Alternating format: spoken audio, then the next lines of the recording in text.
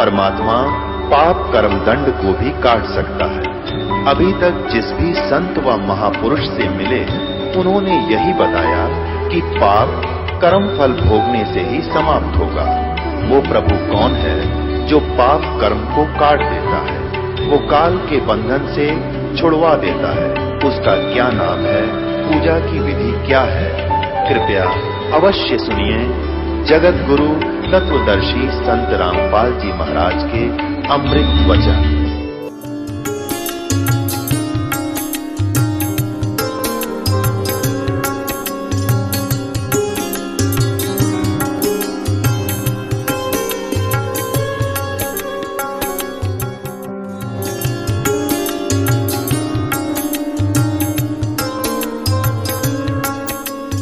और पाठ्यक्रम को गुरु यानी टीचर जान सकता है। आपको बताया कि गुरु कौन है। गुरु भगवान हो सकता है, दूसरा गुरु हो ही नहीं सकता। क्योंकि गुरु सारी सतगुरु कहो, गुरु कहो, सतगुरु इसलिए कहना पड़ गया कि नकली गुरु नहीं होगे। नहीं तो गुरु शब्द पर्याप्त है। गुरु माने रास्ता दिखाने वाला, सच्चा रास्ता दिखाने वाला। लेकिन झूठे गुरु हो गए, इसलिए सतगुरु की आवश्यकता पड़ेगी। तो सतगुरु कहो और उसको गुरु कहो, परमात्मा ही आते हैं और वो ही गुरु हो सकते हैं, और गुरु है ही नहीं। बाकी तो गुरु सभी आपको बता दिया। किसी ने बाल काटने सिखा दिया, उसका गुरु हो गया। ये छोटी मोटी अध्यापक शिक्षा को अक्षर ज्ञान करा दिया, उसका वो गुरु हो गया। ये गुरु अलग है। अध्यात्म मार्ग के गुरु का सत्संग में रोल होता है। यदि यहां गुरु होते तो भगवान को आने की आवश्यकता ही नहीं थी। अपनी रची हुई सृष्टि को अनुभव से भगवान ही बता सकता है। जीव कैसे जान सकता अपने अनुभव से? तो असंख्य ब्रह्मांडों का रचनहार परमात्मा स्वयं आए थे। आप सृष्टि रचना में जब देखते हो, दास ने बहुत बार आपको सुनाया भी है, उसकी कैसेट सीडी डीवीडी बना रखी है भक्तों ने, पुस्तक भी लिखी है।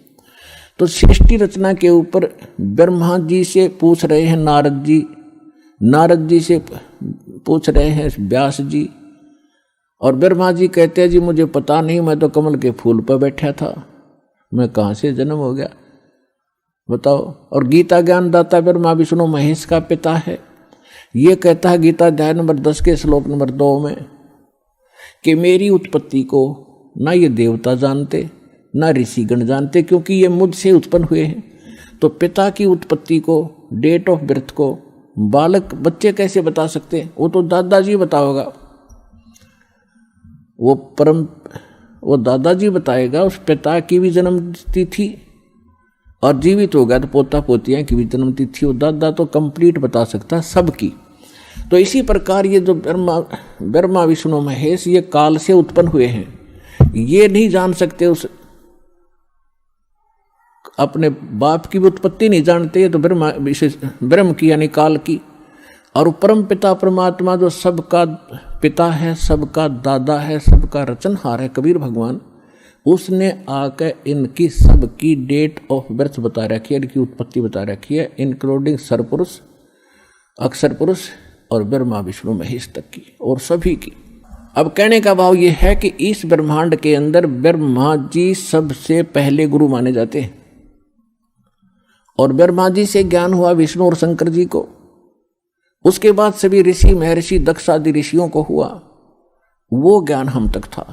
तो ब्रह्मा जी खुद कहते हैं मुझे नहीं मालूम मैं कहाँ से जन्मा, मैं तो कमल के फूल पर बैठा पाया अपने आप को। तो ये गुरु है, लेकिन सतगुरु नहीं है, इनकम्प्लीट गुरु है। तो ये भगवान नहीं है। ठीक इसी प्रकार उस पूर्ण परमात्मा ने आकर सारा मार्ग बताया, और वही परमात्मा है और वही गुरु रूप में आए। तो यहां उस गुरु का रोल शुरू होता है। अब वो गुरु खुद आए परमात्मा, और फिर उन्होंने 600 वर्ष पहले अपने प्यारी आत्मा धर्मदास जी से कहा था कि जिस समय कलयुग 5500 वर्ष बीत जाएगा, उस समय परमात्मा ने कहा था कि चौथा युग जब कलयुग आई तब हम अपना अंश पठाएं,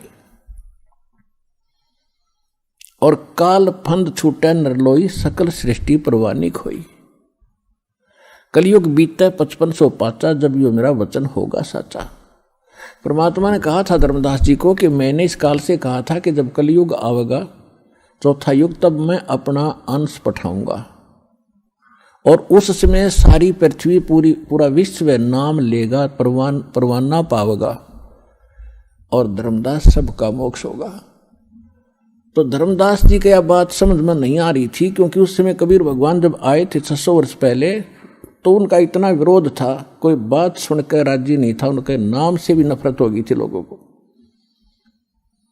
क्योंकि मुल्ला और काजियों ने और हिंदुओं के पंडित और ऋषि मंडलेश्वरों ने भगवान को इतना बदनाम कर दिया था कि ये झूठा है, कपटी है, वेद शास्त्रों को जानता नहीं है, ये सारी बकवास कर रहा है, ब्रह्मा विष्णु महेश की बेइज्जती करता है, इसकी बात भी ना सुनना। और उस समय परमात्मा ने कहा कि पूरी पृथ्वी पर मेरा ही ज्ञान रहेगा, और वो भी इसे कलयुग में आज से 5500 वर्ष बीत जाएंगे, जब तो 4900 वर्ष बीतते थे कलयुग के। और ये भी भगवान बता रहे थे कि कलयुग में आने वाले कलयुग में तो इतने कृतघ्नी प्राणी हो जाएंगे, उनका वो कोई उनका ठिकाना ही नहीं रहेगा, ये काल ऐसा कर देगा। तो उस समय उसके गले यह बात नहीं उतर रही थी धर्मदास जी, क्योंकि वो तंत्रियामी थे, परमात्मा जानेंगे अगभक्त ऊपर से हाँ भय पर अंदर जगह नहीं।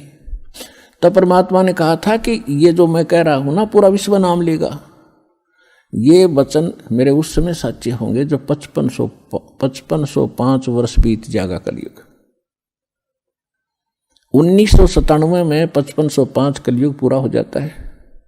1997 में परमात्मा इस दास को पुनः मिले थे और 1994 से दास ये प्रचार कर रहा है। तब तक सार नाम नहीं दिया जाता था, इक्का दुक्का भक्त को मैं देता था। उसके बाद परमात्मा ने कहा कि अब ऐसे खोल दे पिटारे को, खोल दे ये और शुरू कर दे। अब आ गया वो समय जिसके लिए हम इतने प्रयत्न कर रहे थे, किसी प्रकार ये ज्ञान, ये नाम, ये भक्ति सुरक्षित रह सके। अरब ला दे बोछार मेरे बच्चों पर। तो ये वो 5505 वर्ष वाला समय आ गया। तो कहने का भाव ये है, जब उसने परमात्मा धर्मदास जी को उसमें बता रहे हैं, काल ने कहा था कि 12 पंथ करूं मैं साजा, नाम तुम्हारा ले करूं आवाजा। अरे 12 पंथों में 12 पंथ चलाऊंगा, 12 पंथ, और 12 पंथों में जो नाम लेगा वो मेरा ही, मेरे मुंह में आवेगा। और अनेक पंथ चलाऊं या विद जीवों को भरमाऊं, जाओ जोग जीत संसारा, जीव न माने कहा तुम्हारा। जीव तुम्हारा कहा न माने और हमारी ओढ़ हो बात बखाने।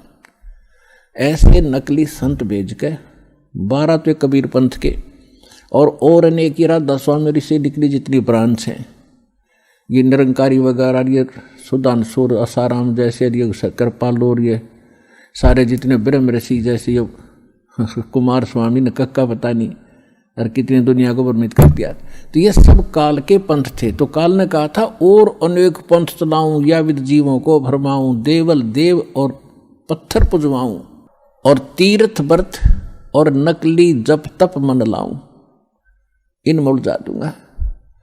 तब परमात्मा ने कहा था कि कलयुग जो 5500 12वां पंथ गरीबदास का पंथ होगा।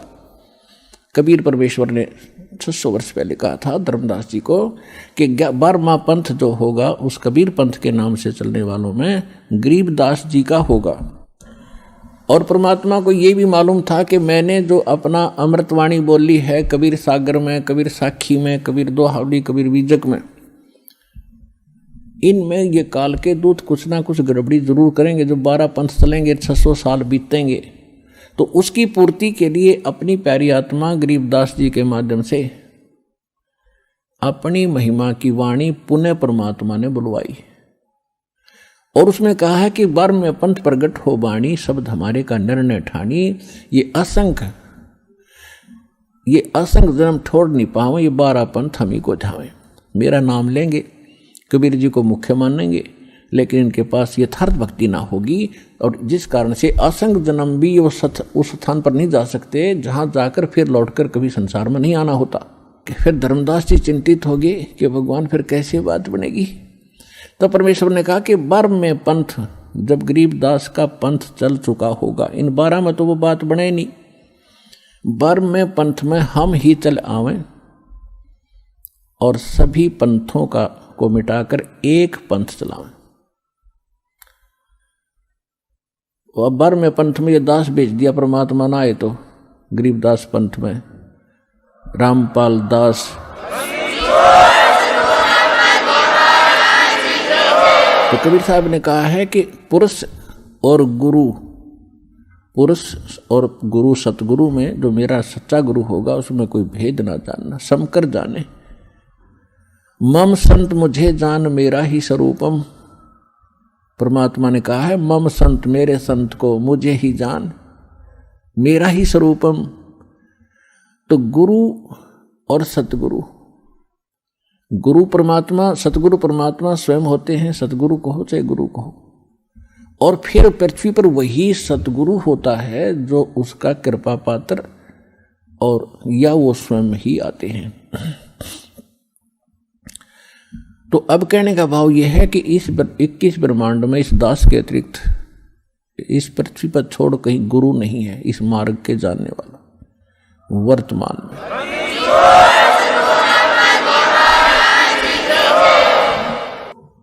अब हम वहीं आते हैं जहां से प्रसंग शुरू हुआ था। भाई गुरु बिन माला फेरते, गुरु बिन देते दान, गुरु बिन दोनों निष्फल हैं, चाहे पूछो वेद पुराण। गुरु गोविंद दोनों खड़े, काके लागू पाए, बलिहारी गुरु अपना जो गोविंद दियो मिलाए।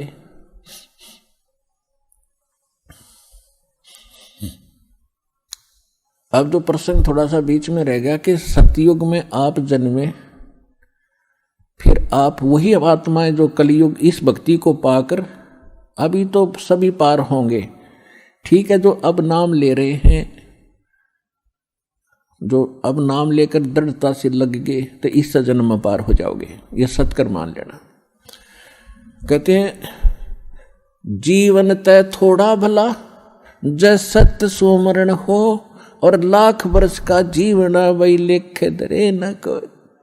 जीना तो थोड़ा ही भला, चाहे किसी जैसे वृद्ध आदमी हो गए, और इनको तो मालूम है कि कभी भी हमारी यहाँ से बात बिगड़ सकती है, तो इन तक घनी भक्ति करनी चाहिए। ठीक है, थोड़ा बहुत कष्ट बुढ़ापे में घना बढ़ जाता है, लेकिन मालिक साथ रहेगा, आपके रोगों को भी दूर करेगा, भक्ति योग बनाकर रखेगा। जब आपको शरण में लिया है तो परमात्मा ही, ये पत्थर न चला दे, पत्थर को बुला दे, और झोटे तो मंत्र करवा दिए, तो हम तो इंसान हैं, बहुत आसान है हमारे लिए सब कुछ करना। तो कहने का भाव ये है कि ये ना सोचें, कई भक्त चिंतित हो जाते हैं कि देखो एक भक्त रो रहा था कि सत्संग सुन के उसका लगभग 70 वर्ष की उम्र हो गई थी, और प्रथम बार ने बोला मैंने अपने जीवन में ज्ञान आज सुना, सत्संग तो मैं नफरत करा करता। देख फूटे भाग हमारे, रागनी होती हो, कहीं गाने बजते हो, सांग होता, वहाँ तो हम बढ़िया बात मानते हैं, और जब सत्संग हो रहा है उन्होंने कहना वहाँ नहीं जाना, वहाँ घटिया आदमी जाते। इसका कारण क्या रहा कि नकली संत, बात तो बताओ भगवान की काम करे सारे खोटे, जिस कारण से बदनाम संत हो गए। इसलिए लोगों परमात्मा काल ने तो सारे बात बिगाड़नी थी, किसी प्रकार ये परमात्मा के सच्चे संत के पास पहुँच ना जारी न रास्ता ना मिल जाए। यूँ तो इस ताक में रहता है कि कोई भी बाधा पैदा करनी पड़े, यो सारी कर रहा है। तो समाज में एक ऐसी धारणा बना दी कि सत्संग में तो नकली बेकार से आदमी जाते हैं, निकम्मी औरतें जाती हैं, और बाकी चाहे पत्थर की तरह पूजते रहो, माता पूजाओ कि तो मंडी पूजते रहो, धक्के खा लो, उड़स ठीक से वहाँ ठीक है। तो ये सब काल प्रेरणा। तो कहने का भाव ये है, तो वो वृद्ध चिंतित हो गया और रो बैठ के आंसू पड़े, कहने लगा महाराज जी मेरा क्या बनेगा, मैंने तो पहली बार सुनाई वो ज्ञान आज, मैं तो घनी नफरत मान्या करता इन संतों से, और मुझे नहीं मालूम था इतनी बढ़िया बात। और मेरा तो जीवन नाश हो लिया, सारी उम्र पशु की तरह कमाया हूँ, 4 किले जमीन, एकड़ जमीन थी, 16 किले बना दिए मैंने अपने बच्चों के लिए। 2 बच्चे हैं और आज ये अपना ठाठ से रह रहे हैं। लेकिन आपके ज्ञान से पता चला मैंने अपने लिए तो कुछ ना किया, अब मैं कैसे कर पाऊंगा, मैं तो कभी भी मर जाऊंगा। उसकी बुरा हाल देखा तो मैंने उसको समझाया कि अभी तक कुछ नहीं बिगड़ा आपका। अब जैसे कुएं में बाल्टी गिरती हो, पहले बहुत गहरे गहरे कुएं हुआ करते, 100 150 फुट नीचे तक, और खोद कर बना करते उसे जल निकालने के लिए एक लंबी रस्सी, नेजू बोलते हैं उसको, नेजू होती थी, उसका बाल्टी बांध करके कुएं में डालते थे। एक लकड़ की पुली सी बनाकर उसके ऊपर डालकर ऐसे खींचा करते थे। वो कई बार गलती से हाथ से छूट जाती, उधर लंबी तो बहुत लंबी होती थी, 100 150 फुट दूर तक खींच कर ले जाते थे, वहां छोड़ देते थे। उधर से उसने कुएं में डाल दी, जो वहां खड़ा था या नहीं था, वैसे अपने आप भी करना पड़ जाता है ऐसे कई बार, और उधर से हाथ से छूट गई तो वो क्या करती थी, रस्सी, बाल्टी नीचे जा रही है कुएं में और रस्सी हाथ से छूट गई और वो भी आगे धीरे धीरे सरकती जा रही है, और वो रस्सी रहेगी 2 फुट की, गिरने में सारी जा चुकी है कुएं में, और भाग दौड़ के कोशिश करके उसका लास्ट भी पकड़ ले, एंड, उसको पूछड़ी बोल रहे, पूछड़ी, एंड ने वो पूछड़ी भी मिल गई, हाथ में आ गई तो कुछ भी ना गया, बाल्टी भी आ गई, पानी भी आ गया। तो इसी प्रकार आपका कुछ नहीं बिगड़ा अभी तक। मनुष्य जीवन रहते और ये सतभक्ति मिल गई तो आप कहवा पूछड़ी हाथ में आ गई, एंड ठा गया इस जीवन का, और दोनों हाथों में डके खींच लो विष्णु, यानी भक्ति करो डट के, इस जन्म में बेड़ा पार हो जाएगा। जीवन तय थोड़ा भला जय सत्य सोमरण हो, ये 1,00,000 वर्ष का जीवन लेख धरे ना कोई। 1,00,000 वर्ष भी हमने जी का देख लिया। तो जो प्रश्न चल रहा है कि सतयुग में आपकी पूंजी खत्म हुई, उसके बाद त्रेता में आपने बड़े बड़े खूब अच्छे जीवन व्यतीत किए, कोई दुख विशेष नहीं होते थे, और फिर इसी प्रकार द्वापर में, अब कलयुग के प्रारंभ में भी घना सा दुख नहीं था, अभी तक परमात्मा में आस्था भी थी। अब काल ने इस बिजली पीढ़ी में बिजली गिरनी थी। आप देख रहे हो, दास का जन्म 8 सितंबर 1951, 8/9/51 में 1951 को हुआ था, और उससे पहले कभी माहौल देखा हमने, किस प्रकार रहा करते थे, कितना सिंपल जीवन जीते थे, कैसे नेक विचार उन महापुरुषों बुजुर्गों के होते थे, कैसा आपस में प्यार होता था वहां केवल। अब फिर उसके बाद दास ने देख लिया, उसके बाद ये 50 वर्ष के अंदर अंदर ये कितना परिवर्तन हो गया।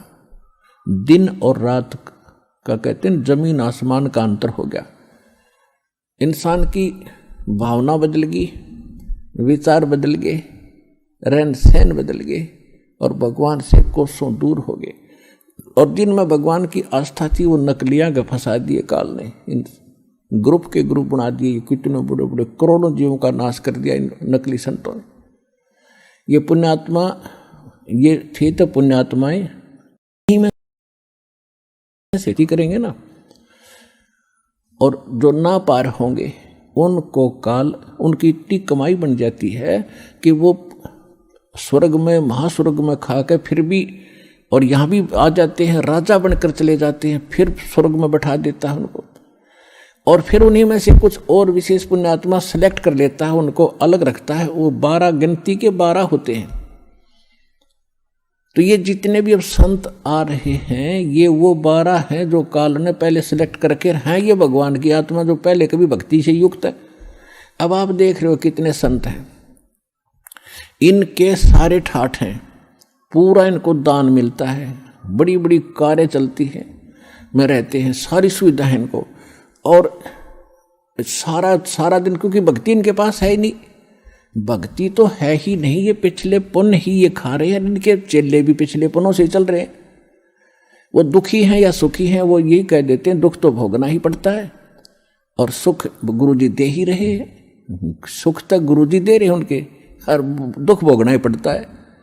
तो नो बुद्धि बांध रखी नकलियों, तो वो सारे ये सेट हैं। एक आधा चमत्कार अपने आप किस्मत का, जैसे हम हनुमान पूजा करते, श्री विष्णु जी की पूजा करते थे और तकरीबन चमत्कार हो रहे थे, यानी सुख हो रहे थे। भाई शिक्षा ग्रहण करी, सर्विस लगी, ब्याह हो गया, बेटा बेटी होगी और सुथरी रोटी मिल गई, तो हमने सोच रहे थे भगवान ये श्री हनुमान जी की मूर्ति दे रही है।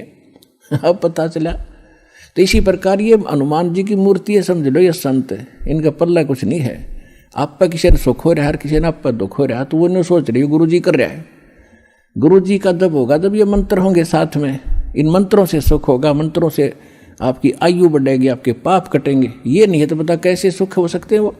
तो कहने का भाव ये है कि संत पिछले जन्म के पुण्यकर्मी प्राणी थे, और वो भी पुण्यकर्मी प्राणी जो भगवान के लिए भटकते भटकते इनका फंस गए, और ये फंस गए काल के। अब काल ने इनको इसीलिए पैदा कर दिया कि कोई भक्ति चाह नहीं, उसके लिए तो उसने कर दिया, एजुकेशन दे दी, चौधरी पका दिए, कोई मंत्री कोई महामंत्री बन गया, कोई कुछ बन गया, और कोई छोटी मोटी पोस्ट पाकर सब आकड़ पाड़े अंडे हैं, थोड़े दिन IAS IPS बन गया, धरती तोल दे, और फिर अगले दिन में गधा बना फिरेगा वो।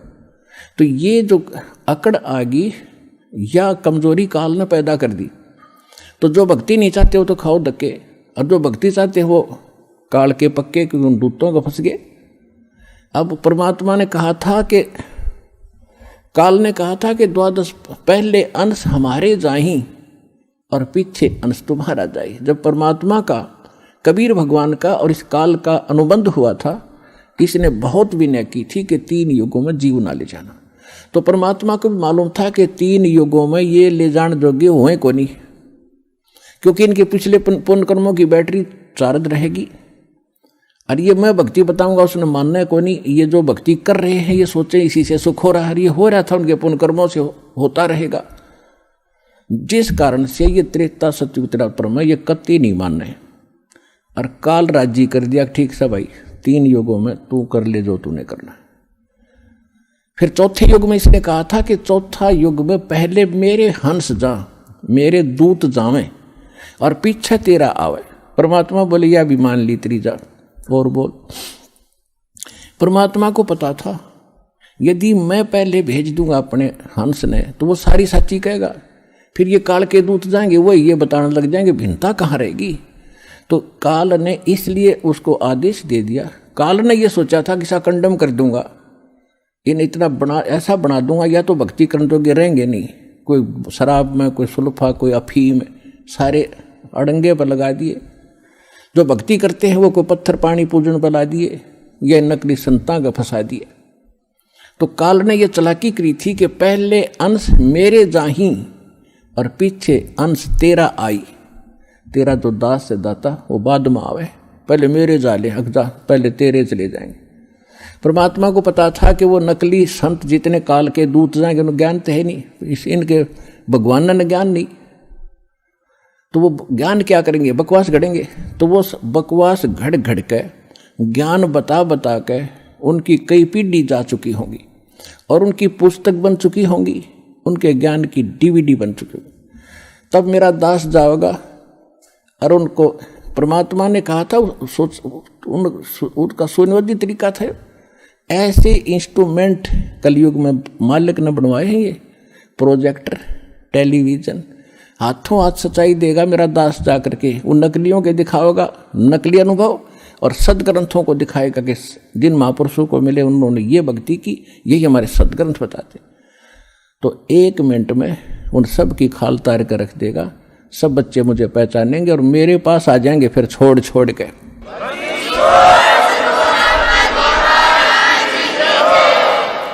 चौथा युग जब कलयुग आई तब हम अपना पंथ अंश पठाई। काल बंद छूटे नर लोई शुक्ल सृष्टि परवानिक होई। सारी सृष्टि परवानिक यानी पूरा विश्व नाम लेगा।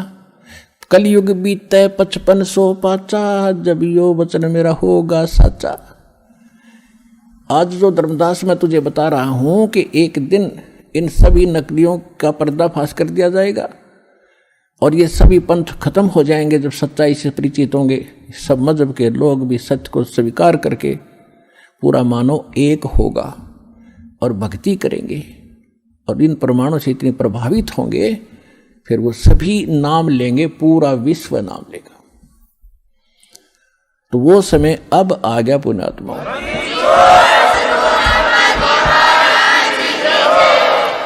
अब क्या है कि जो भी किसी पंथ से जुड़े थे या कोई अपनी परंपरागत साधना कर रहे थे, घर की पूजा होती है, उनको करते करते आज आपकी क्या हालत हो चुकी है।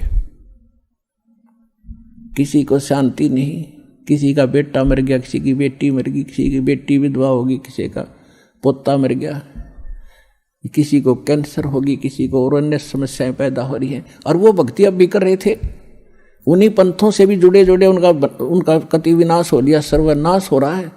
अब राधा स्वामी पंथ से, धन सतगुरु पंथ से, आसाराम से, इन सब से, ये कुमार स्वामियों के वहाँ भटक गए और उनसे कोई लाभ ना मिला, कति सर्वनाश हो लिया। अब यहाँ रो रहे हैं, अब कोस रहे हैं उनको कि हमारा जीवन खो दिया 20-20, 30-30 वर्ष। अब क्यों, कैसे संतोष होगा उन पुण्यात्माओं को। एक अनमोल जीवन को नाश हो गया। अब तो पता नहीं था उनको अभी तक कि इतनी कीमत है इस मनुष्य जीवन की। यहाँ आने से पता चलेगा ये कितना कीमती है। और अब यहाँ आते हैं और कोई कहता जी मैंने 20 वर्ष हो गया राधा स्वामी में था, इतने दुख गिनवाता है, मुझे भी रोना आने को हो जाता है। और फिर उसको कहा जाता तू वहाँ 20 वर्ष खो दिए, अब यहाँ 20 महीने या साधना करके देख ले, तेरे वारे न्यारे ना हो जाता है, बेशक कद्दे छोड़ दिए। अब भगवान मिलेगा तो सारे काम भगवान वाले ही करेगा। तो कहने का भाव दास का ये है कि फिर वो परमात्मा आपको राहत कैसे देगा।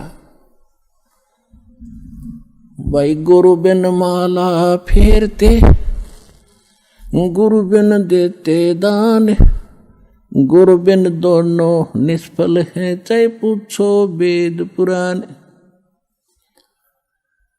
अब गुरु के बिना जो दान आप करते थे, जैसे बगैर ज्ञान के दान तो करते ही हम, डटा नहीं, जा रुक नहीं सकते। परमात्मा कहते हैं कि धर्म बिना धापै नहीं, ये प्राणी प्रपंच आस बराणी क्यों करे, तन दिया हो तो संच। कहा कि इस धर्म करे बिना पुण्यात्मा जो अच्छी आत्मा होती है उनको संतोष हो ही नहीं सकता। वह कोई ना कोई धर्म की जरूर कोशिश करते हैं करूं, तो वो कर्म शास्त्र विदिता का मनमाना किया गया धर्म कर्म, कोई भी पूजा वो व्यर्थ बताई। गीता अध्याय नंबर 16 के श्लोक नंबर 23 और 24 में। तो वो जो साधन धर्म करते भी थे हम, क्योंकि सबकी कोशिश थी धर्म करें, रुक नहीं सकते। जब हमें धर्म कर्म का पता क्या था, एक आम परंपरा बनी हुई थी कि हम हनुमान के पुजारी थे ये दास, और मंगलवार को 100 रुपये का प्रसाद बांट दिया करते। जिस दिन 5.25 का बांट देते उस दिन घनी खुशी बनाया करता, तो बड़ा दान कर दिया, बहुत बड़ा। और किस कोई उसका 1.25 मणि ला देता हो तो 1-2 साल में कदे बात बनाया करती, तो उस तो बड़ी खुशी बनाया करता, बहुत बड़ा पुण्य कर दिया। तो यहाँ बताते हैं कि जिन हर जैसा सुमरिया, ताको तैसा लाभ, ओसा प्यास न भाग ही, जब लग दसे न आब। अब जैसे किसी ने कंबल बांट दिए कहीं पर गरीबों में, या कि तो भंडारा लगा दिया, या कोई प्याऊ बनवा दी, कोई धर्मशाला में सहयोग कर दिया, कोई हैंडपंप लगवा दिया, तो ये चीज धर्म की काम है। लेकिन गुरु बिन, यानी गुरु बनाए बिना हम जो भी पुण्य करते हैं वो व्यर्थ बताया। और फिर ये भी कहा है कि जैसे कर्म करेगा वो सारे ही मिलेंगे। अगर यदि आपने पक्षियों को दाने भी डाले हैं वो भी आपके पुण्य में लिखा जाएगा। आपने जानबूझ के कोई चींटी भी मार दी वो भी आपके पाप में लिखा जाएगा। और जब तक गुरु धारण नहीं करते जितने भी जीव हिंसा आपकी होती है वो आपके पाप कर्मों में ही लिखी जाती है। तो कहने का भाव ये है कि पाप तो ढेर सारे हों डेली, और पुण्य कभी कभी कर पाते हो आप, जिसको आप पुण्य मानते थे बिना गुरु के। अब ये भी कहा कि जैसे कर्म करेगा वैसा फल देगा भगवान, ये भी पक्की बात है। अब फिर ये भी कहा कि गुरु बिन माला फेरते गुरु बिन देते दान, गुरु बिन दोनों निष्फल हैं, पूछो वेद पुराण। तो अब गुरु के बिना जो दान करा वो व्यर्थ है। उधर कह रहे हैं कि जो किया वो मिलेगा ही मिलेगा। तो इसके पीछे एक राज है, इसको अध्यात्म ज्ञान कहते हैं। अब जैसे किसी ने खूब दान किए हैं, भंडारे लगाए हैं और कंबल बांटे हैं, कितने प्याऊ बनवा दी है, पक्षियों को दाने भी डाले हैं, तो अगले जन्म में गुरु ना बनाने से उसको मनुष्य जीवन नहीं मिलेगा। नेक्स्ट जीवन मान लीजिए वो कुत्ता बन गया अगले जन्म में, और कुत्ता बनकर आप देखते हो आजकल एक कुत्ते के लिए कितनी फैसिलिटीज दी जाती हैं उस सेठ साहूकार के द्वारा जो कुत्ते को पालता है। अलग से उसका रूम होता है, कमरा, और उसमें एसी लगे हैं, कूलर भी लगा, पहले कूलर लगाते थे, आजकल एसी लगाए जाते हैं उनके लिए। और उसके खाने को भी बहुत अच्छा भोजन मिलता है। दिन में नौकर नवाते हैं, खूब सैर सपाटे कराते। और फिर क्या होता है, गाड़ी में वो कुत्ते का मालिक तो ड्राइवर बनता है और कुत्ता मालिक की सीट पर बैठकर ऐसे गर्दन निकाल कर बाहर देखता चलता है ठाठ से। अब उस कुत्ते ने पिछले जन्म में बिना गुरु किए दान धर्म किए वो मालिक ने दे दिए उसको। आम व्यक्ति को भी वो सुविधा उपलब्ध नहीं है जो उस कुत्ते को उपलब्ध है। कार भी है, ड्राइवर भी है, एसी रूम है, खाने को संशोधित भोजन भी है, बहुत बढ़िया आहार है, सारा उसको प्यार मिल रहा है।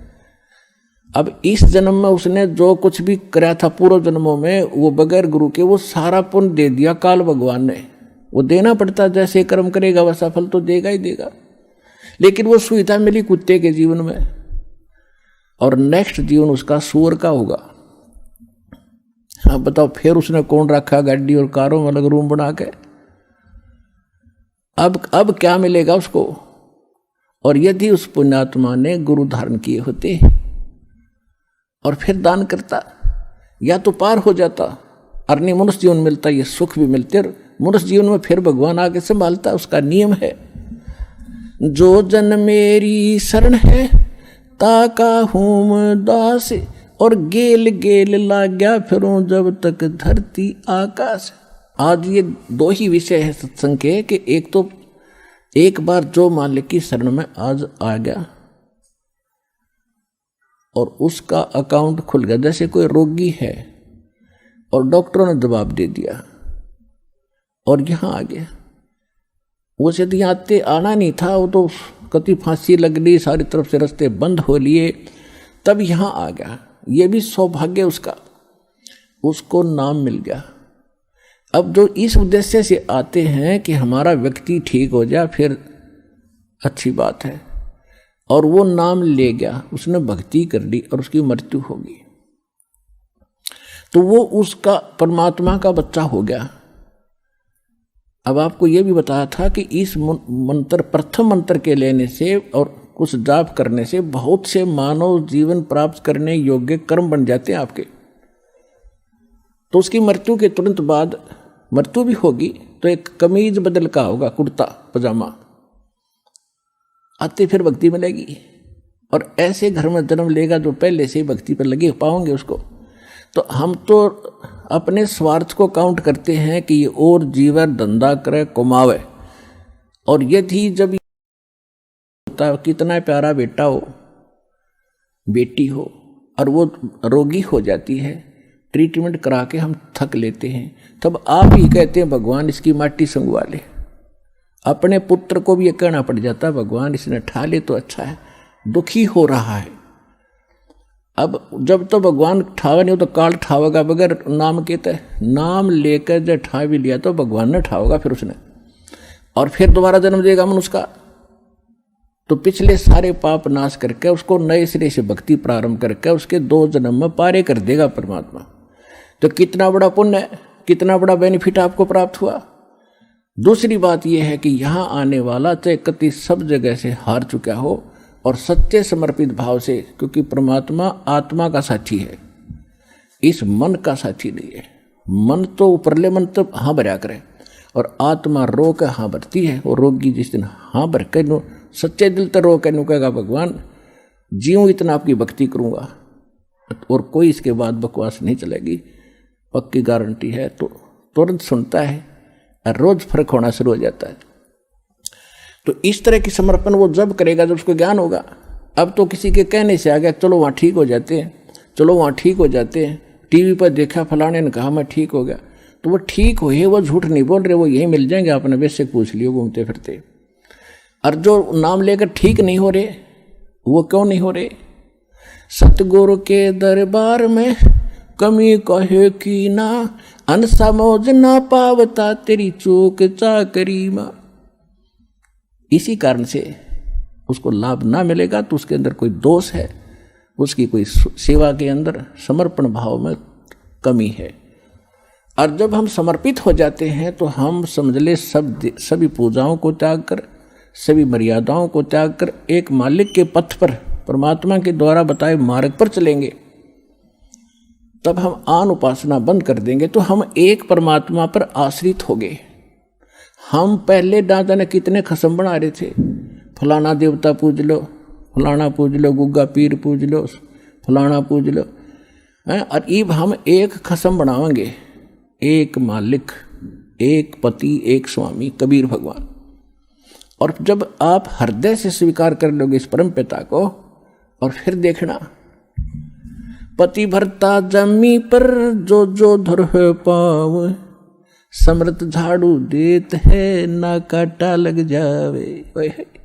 कहते हैं ऐसा भाव में जब आप आ जाओगे, कबीर साहब के अतिरिक्त कोई भगवान नहीं होगा आपके हृदय में, और अन्य किसी देव से झाड़ फूक कराने वाले से सपने में भी कोशिश ना करना, सोचना भी नहीं, तो आप पति भरता पद पाओगे। कहे कबीर सुनो भाई साधो, मैं तो हूँ विश्वास में, विश्वास कर दिया तो मैं तेरे साथ हूँ, अविश्वास रखेगा तो मैं तेरे साथ नहीं हूँ, जैसा तू करेगा वैसा तुझे दे ही दूंगा।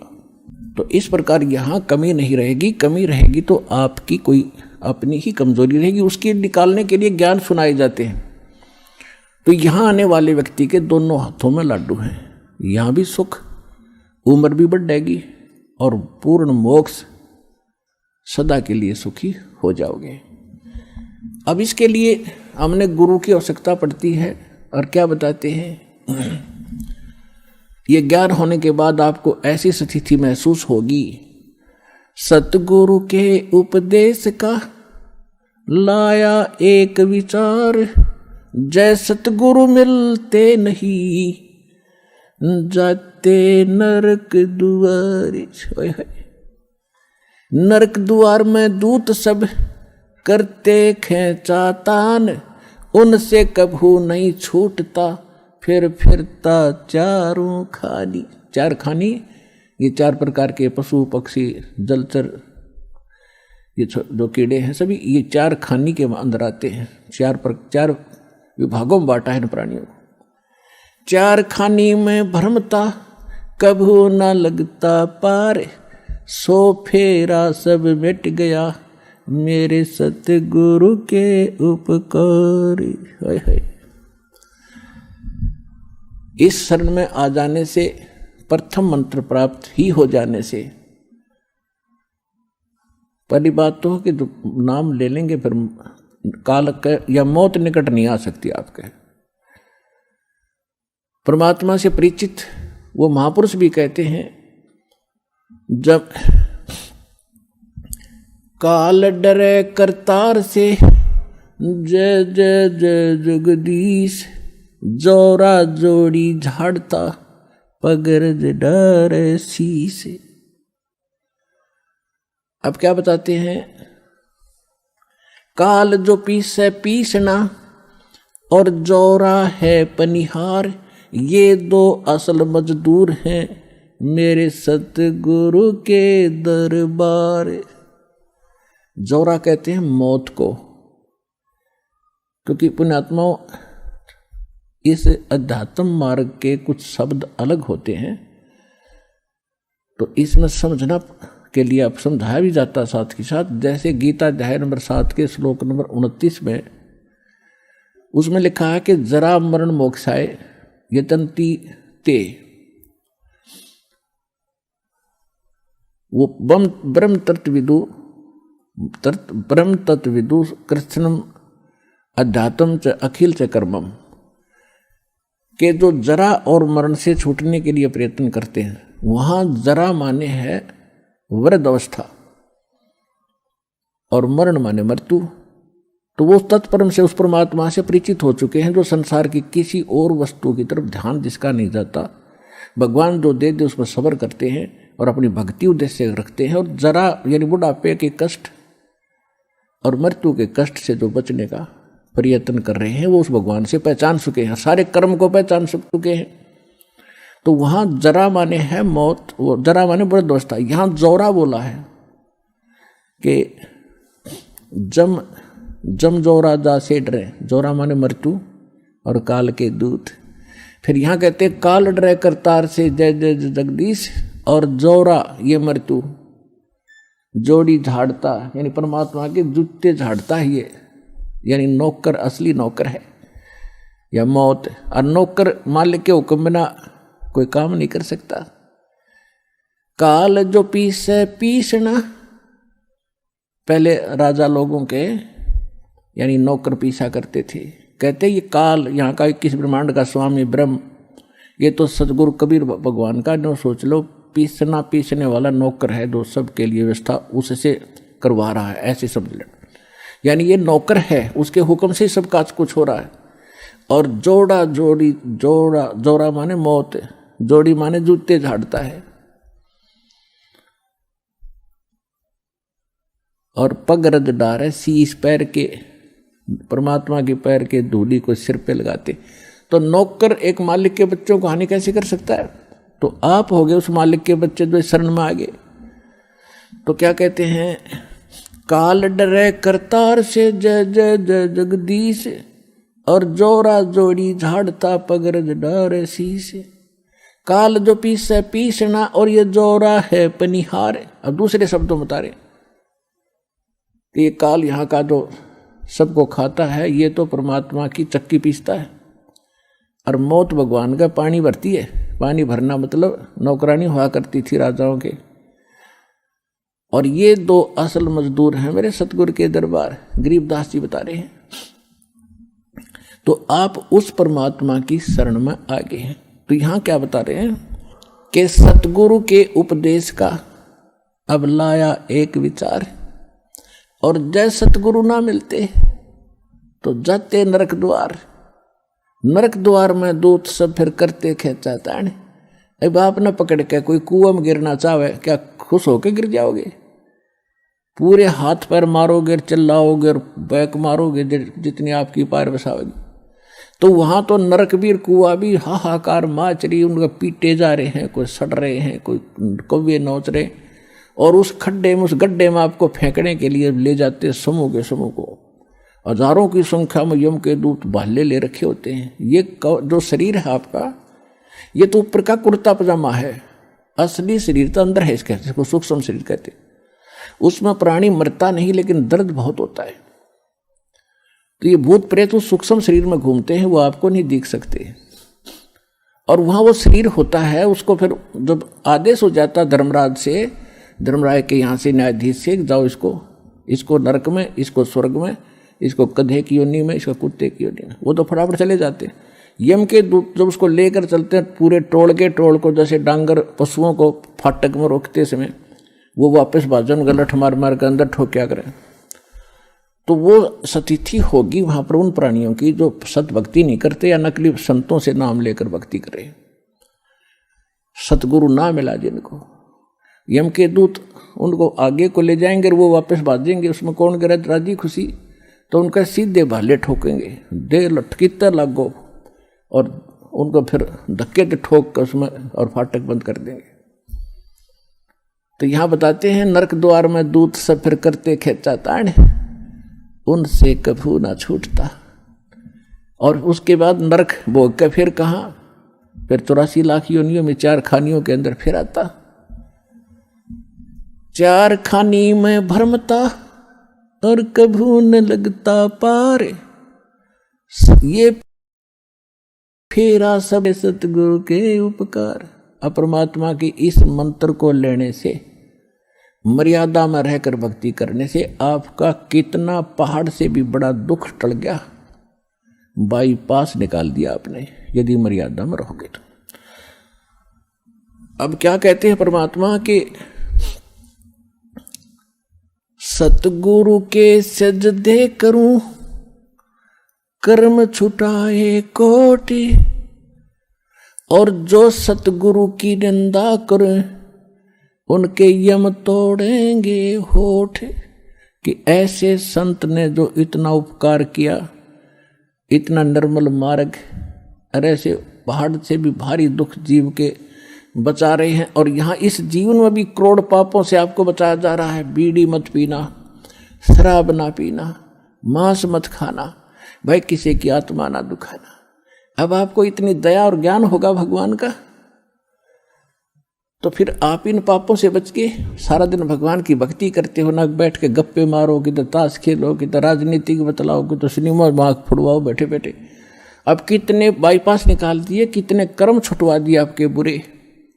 कहते हैं सतगुरु के सजदा करूं कर्म छुटाए कोट, और ऐसे सतगुरु की जो निंदा करें फिर यम के दूत उनके होठ तोड़ेंगे, यानी ऐसा पीटेंगे कि लागो। होठ तो नाजुक होती है, कोई बालक ना धमकावे तो उठा पर ना मारा करे, एक आधा थप्पड़ चट्टू कमरे में मार ले। कहते वो होठ भी फूटेंगे तो नो सोच लो बेरहमी से पीटा गया वो। तो कहते वहाँ इतनी पिटाई होगी आपकी, ऐसे महापुरुष की जो निंदा भी करते हैं। और फिर क्या बताया है, सात समुद्र की मसी करूं लेखनी करूं बन राय, धरती का कागज करूं गुरु गुण लिख्यो न जाए। अब क्या गुण लिखेंगे उस ऐसे महापुरुष के जिसने ऐसे संकट से बचा दिया। एक कुत्ते का जीवन लिखने लग जाओ, जन्म होते वो क्या खाना शुरू करता है, कहाँ रहता है, गर्मी कितनी जोर की धूप पड़ती है, बाहर बिलख रहा होता है, सर्दी पड़ गिरती है, ऊपर से वर्षा भी होने लग जाती है, और वहीं गींडली सी मार के इकट्ठा हो गए पड़ा पड़ा नू कर रहा हूँ। अरे ये पहले आंटी पाक रहा था, मनुष्य बना हुआ जो भगवान कदे सोची भी कोई ना, यह भी बनेगी तेरे साथ। तो ऐसे दुखों से जिसने बचा दिया, और फिर खाना क्या खाता है, वो सोता उठते ही जाता है किसी, क्योंकि मैं कहा उसने रसोई में भोजन की तो पहले द्वार में नहीं देखा, कोई देख तो नहीं रहा, फिर सीधा जाएगा रसोई की तरफ जहाँ मैं आ रही है उसने। अब रसोई में कौन घुसने दे उसके, को लठ मारेगा, जो हाथ में आ गया वो ठोका पहले तो उसके। जो रसोई में घुसने की कोशिश कर रहा है, बाहर खड़ा रहा, तुमको टूक मिल भी जा, पर इतनी उसमें संतोष नहीं रहता, भूखा मरा सूता सारी रात तो कुर्रा आया बैठ के, भोग क्या भी मतलब।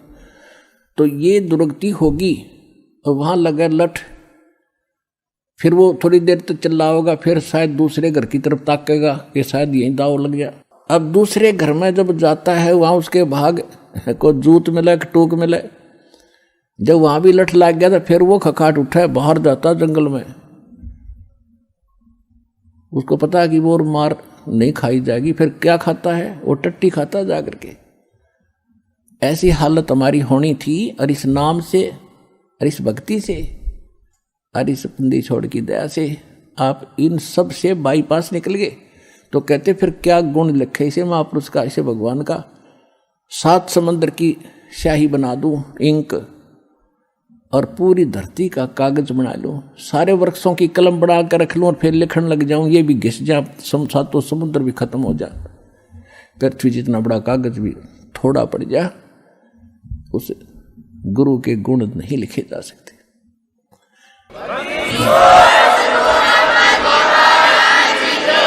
अब फिर क्या बताते हैं, गुरु मानुष कर जानते ते नर कहिए अंध, ओ है दुखी संसार में फिर आगे काढ़ के फंदे। कहते ऐसे महापुरुष को एज ए तुम मनुष्य ट्रीट करोगे तो लाभ नहीं मिलेगा। उसके लिए परमात्मा क्या कहते हैं कि गुरु गोविंद कर जानियो, रहियो शब्द समाए, मिले जब दंडवत बंद की, नहीं पल पल ध्यान लगावे। कि गुरु को परमात्मा जानकर आप व्यवहार करना। अपने आत्मा एक सीधी सी बात है, जैसे ये दास परमात्मा ने भेज दिया, तो दास वो परमात्मा नहीं है जिसकी आपको चाह है। लेकिन इस दास को एज ए गॉड ना मानोगे, भगवान की तरह नहीं मानोगे, तो वो भगवान नहीं मिल सकता। अब जैसे एक गणित का एक प्रॉब्लम आती है, गणित में एक प्रश्न आता है, उसमें मूलधन ज्ञात करना होता है, बाकी दर भी टाइम भी सारा कुछ दिया होता है। तो उस मूलधन तो अरबों खरबों में होता है, अरबों खरबों का अमाउंट कई करोड़ रुपए का होता है। तो उस कई करोड़ अरब खरब के मूलधन को जानने के लिए आपको मानना पड़ता है सपोज मूलधन इज 100 रुपीज। जो मूलधन है वो 100 रुपये, मान लो मूलधन 100 रुपये मानकर हम सवाल निकाला करते, प्रॉब्लम हल करते थे। तो वो प्रश्न का हल ऐसे ही होगा, ना हो ही नहीं सकता। लेकिन वो 100 रुपये मूलधन नहीं है, लेकिन वो मानना पड़ेगा, तब उससे वो दर निकलेगी और उसके बाद फिर कैलकुलेशन करके हम निकालते हैं। वो ओरिजिनल मूलधन तब प्राप्त होता है, तब हम सफल होते हैं। इसी प्रकार आप जी ने इस दास को मानना पड़ेगा। मान लो रामपाल भगवान, रामपाल वो भगवान नहीं है,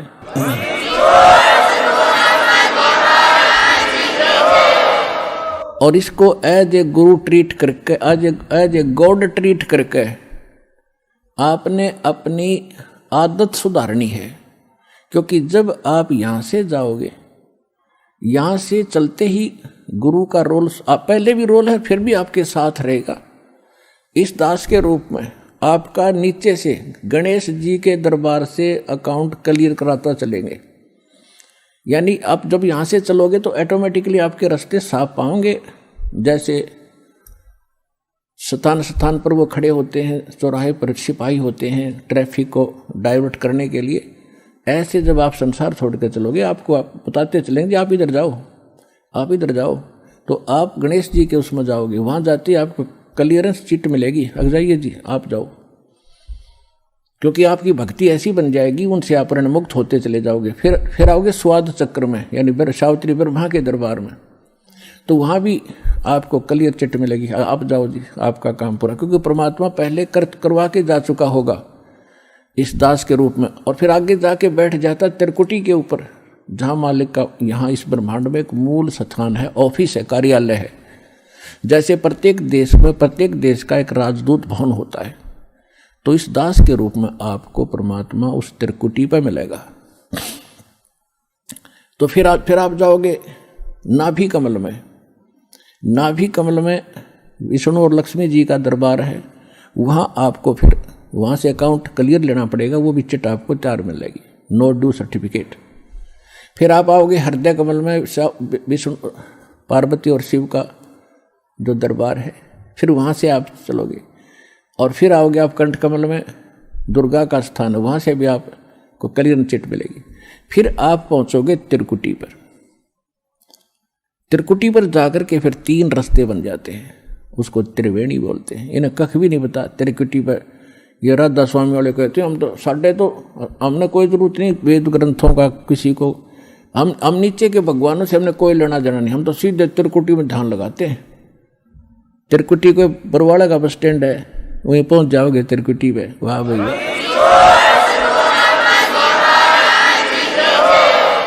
त्रिकुटी तक पहुंचने के लिए बहुत जोर लगेगा तुम्हारा।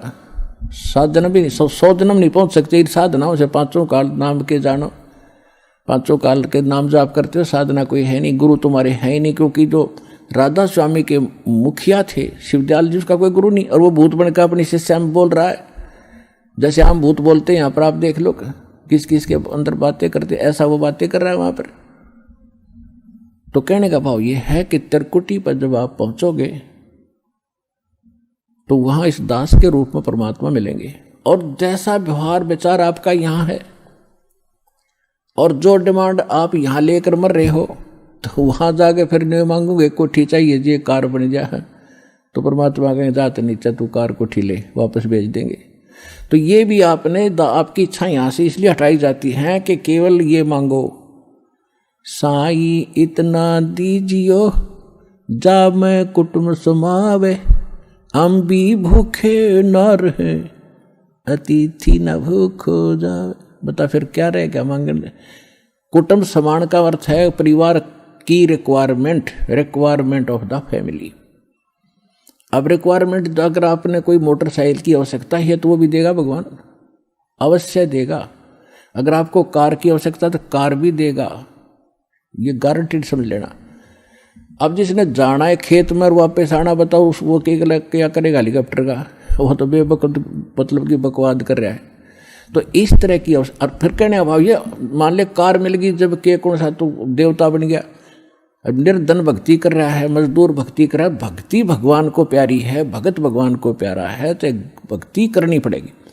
किसी ने सुविधा है ऐसे जाने में तो वो कोई दिक्कत नहीं, वो ले लो, वो दे देगा। लेकिन एक मजदूर ने कहा मैंने कार चाहिए, बता कार ने शर्मा मारा, कसी उठा के तेरे जाके वहाँ खड्डा खोदना, कार ने क्या करेगा। हाँ, भक्ति दोनों ही करोगे दोनों ही मुक्त होंगे, एक भक्ति दोनों ही सफल होगे। वो कार में घूमने भी सफल होगा और मजदूर भी को भी वही पद मिलेगा जो उस कार में बैठे हुए को मिलेगा। तो हमने तो वो चाहना है, यहाँ की वस्तु चाहिए नहीं आपको। तो इस प्रकार जब इस तरह की भावना आपकी हट जाएगी तो वहाँ त्रिकुटी पे एग्जाम होगा आपका। जैसा व्यवहार जैसा विचार आपका यहाँ इस दास के प्रति है, भगवान देखता रहता है। कहते मौला बैठा मोरचे और देखे जन की भेड़, दवा 10 कोट जम किंकर तहाँ एक नाम की खेड़। अब जैसे यहाँ आपको तरीके बताए जाते हैं, उदाहरण और एग्जाम्पल दे दे के कथा सुना के कि परमात्मा जब तपस्या पर आए काल के इस लोक में, तो धर्मदास जी को परमात्मा बता रहे हैं कि जब मैंने उस काल को ये कहा, परमेश्वर कबीर जी बता रहे हैं कि जब मैंने उस काल को ये कहा कि मैं नीचे जाऊंगा और सब जीवों को बताऊंगा तो भगवान नहीं है, और सब गलत मंत्र जाप कर रहे हैं, उनको यथार्थ ज्ञान दूंगा, यथार्थ मंत्र दूंगा और सब जीवों को पार करके सतलोक ले जाऊंगा। तूने बहुत दुखी कर दिया इनको, भगवान की आत्माओं को। तब वो काल इतना ताकतवर है कि मेरे ऊपर झपट्टा मारा मारने के लिए, तो मैंने सतनाम का जाप शुरू कर दिया। और जो ही मैंने सिमरण किया श्वास से, ऐसे गिर गया जैसे पक्षी की पांख कट जाती है। तो कहने का भाव ये है कि जब आप पर कोई आपत्ति आती है, प्रथम मंत्र मिला है तो उसका सिमरण कर दिए शुरू, और सेकंड मिला है सतनाम तो सतनाम का सिमरण शुरू कर दीजिए। सारनाम मिला है तो वो तो कहना है क्या है, वो सिमरण कर दिए। तो तीनों ही एक जैसा प्रोटेक्शन करेंगे यहाँ की आपदाओं में। तो यहाँ परमात्मा हमें बताना चाह रहे हैं, तो यहाँ हमें बताना चाह रहे हैं कि जब कोई भी आपत्ति आवे तो अपने श्वास का सिमरण आपने शुरू कर देना चाहिए। और उस श्वास उसके अंदर जैसे मौला बैठा मोरचे और देखे जन की भेड़, भेड़ माने भिड़ंत, यानी किस तरीके से ये लड़ता है। जैसे एक सैनिक है और उसके पास बंदूक है, गन है, अब वो गन न छोड़ के और पत्थर ठाको मारने चल रहे तो किसा क्या कल उसके अंदर। तो आपको ये सतनाम, ये नाम की एक बंदूक दे रखी है, हथियार दे रखा है इस काल के दूतों के साथ लड़ने के लिए। अब जब आपके ऊपर आपत्ति आती है, यम के दूत आते हैं, चाहे परमात्मा ने लिखा, गरीबदास जी ने लिखा है कि वो परमात्मा आपकी हर गतिविधि देखता भक्त की, और आपको ये भी देखता है कि वो किस तरह से उनसे निपटेगा काल के दूतों से। कहते 12 करोड़ यम के दूत, 4 दूतों की तो बात ही छोड़ो जो तुम्हें लेने आते हैं। अगर 12 करोड़ यम के दूत सामने खड़े हों और आपने एक सिमरण कर दिया, वो 12 करोड़ न्यों पड़ेंगे, जाके एक दूसरे के ऊपर उछलते भागते नजर आओगे, न्यों मैदान साफ कर जाएंगे।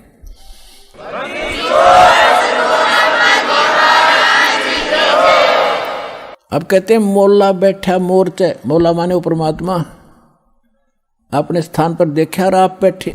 मौला बैठा मोरचे देखे जन की भेड़, जो मोर्चे में भक्त बैठा है, यानी मोर्चा है हमारा हर काल का ही, उसके साथ हम लड़ रहे हैं, संघर्ष कर रहे हैं, भक्ति कर रहे हैं, हरि सिमरण कर रहे हैं।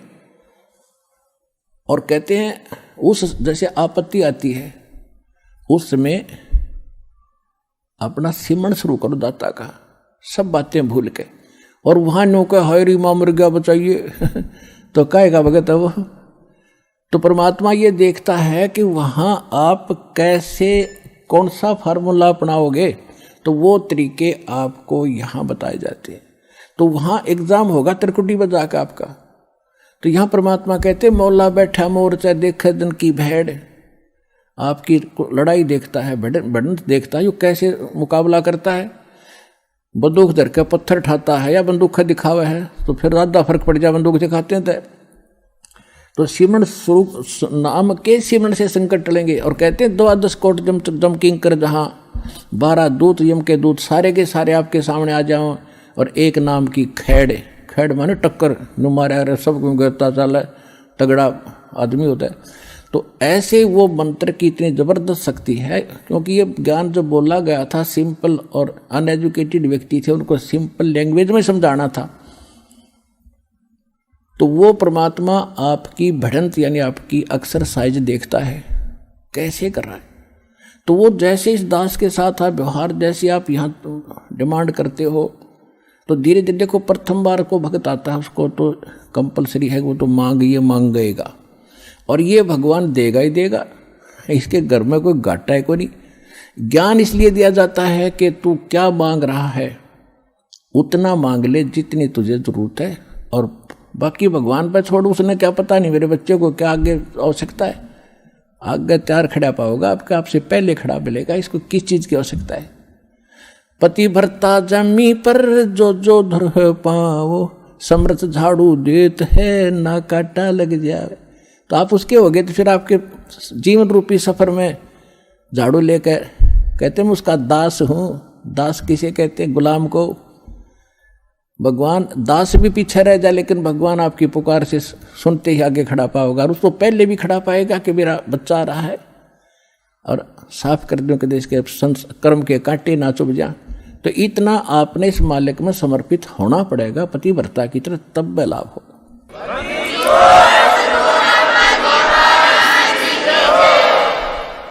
जब आप त्रिकुटी पर पहुंचोगे, अब जैसा भाव आपका यहाँ है, जैसे सोपन में भी फिर ऐसा ही करते हैं, जैसा आप अपने जागृत जीवन में कर रहे हो दिन में, ऐसा ही आपका फिर सोपन होगा।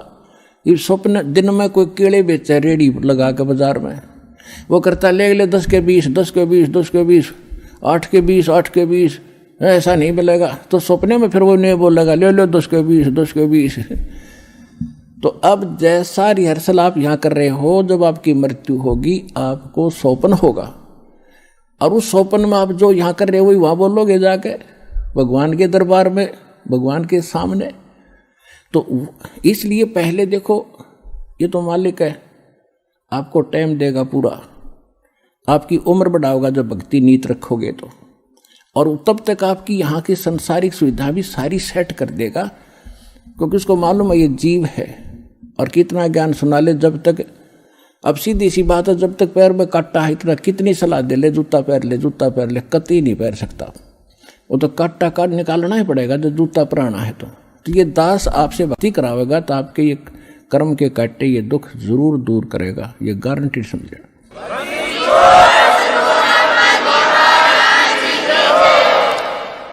तो उसके लिए आपको धैर्य रखना पड़ेगा। धीरे धीरे रे मना धीरे सब कुछ हो, और माली सीते 100 घड़ा ऋतुआएं फलो। फिर गुरु मानुष कर जानते, गुरु बिन माल, गुरु मानुष कर जानते ते नर कहीं है अंध, ओहे दुखी संसार में फिर आगे काल के फंद। परमात्मा आपको त्रिकुटी पे मिलेंगे, वहां जाते ही आप समर्पित हो, जैसे दंडोत करोगे तो देखोगे मुंह की तरफ, और परमात्मा जिधर जाएंगे आप पीछे पीछे वहीं भाग लोगे, वहीं साथ जाओगे। तो वहां आपको धर्मराज के दरबार में ले जाया जाएगा, गेल जाएंगे दत्ता साथ में इस दास के रूप में। भाई कर ले गुरु वकील मुकदमा भारी है।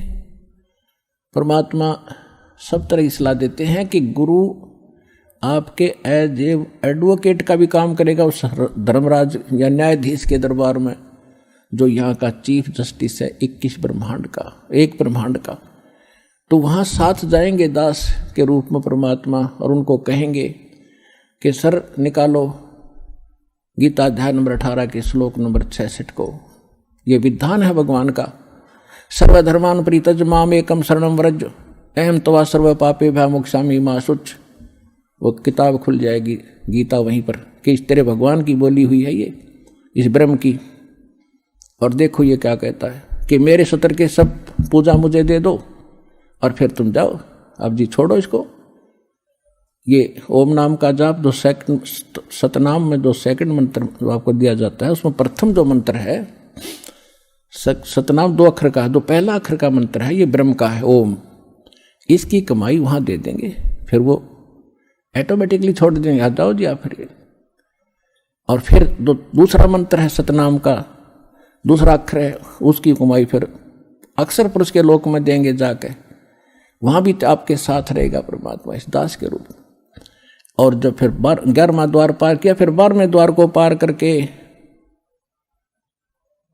तब सतलोक में जाया जाएगा।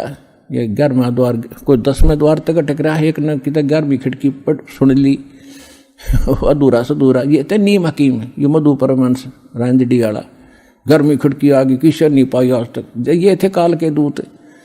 और परमात्मा को पता था कि इन मेरा संत धोएगा जाके, सारे की पोल पाड़ देगा।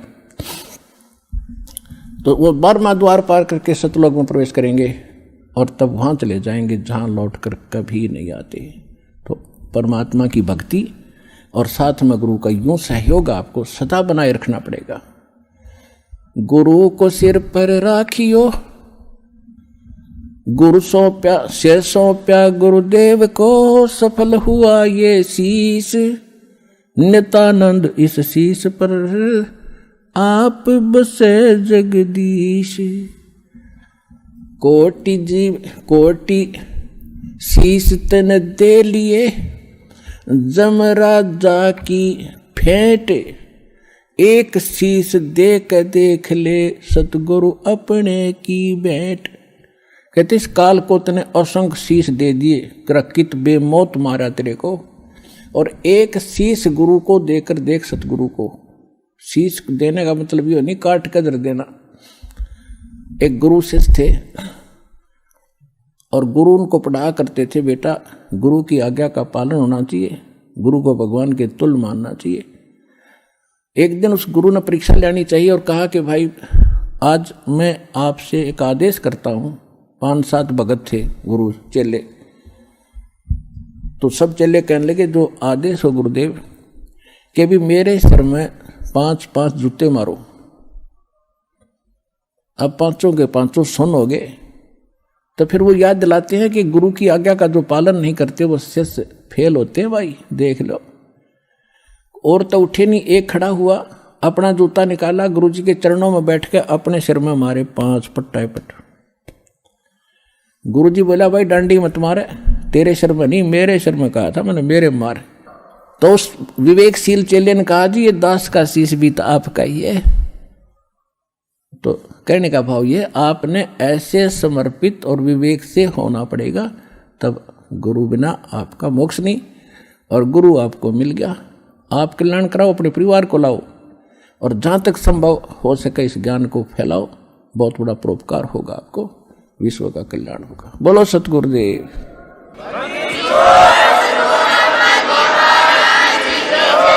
ये बार बार समय नहीं मिलता बच्चों, या एक एक अक्षण आपका बड़ा कीमती बहुमूल्य है जो भगवान आपको यहाँ लाए हैं। ना यहाँ आना कोई बच्चों का खेल है, बगैर परमात्मा की रजा से आप इधर मुंह भी नहीं कर सकते। स्पेशल लाया आपको, चाहे कुछ भी कारण बनाया, चाहे दुखी करा चाहे सुखी करा, आपको ऐसे स्थान पर ला कर बैठा दिया। अब चर्चा सुना करो, एक एक शब्द को ऊपर विचार किया करो।